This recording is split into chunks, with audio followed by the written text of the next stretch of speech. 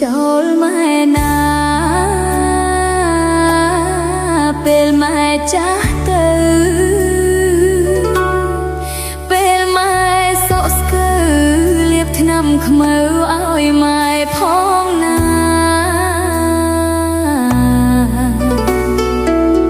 គ្មានអ្នកផ្សេងណាមកថែម៉ែ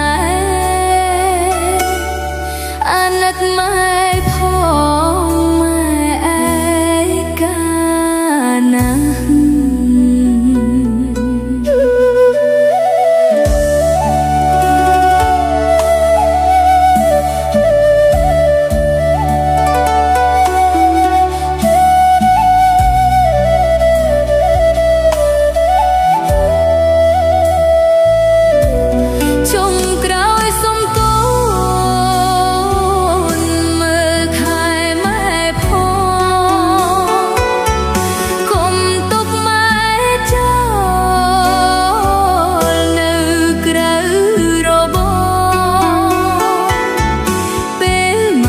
ចាស់ទៅ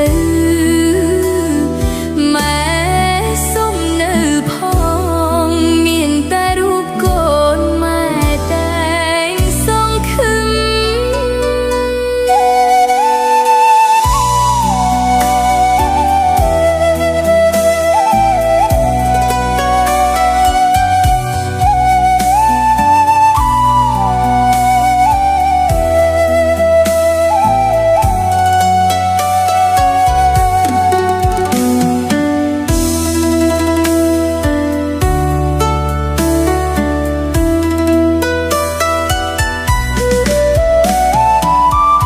ចុងក្រោយ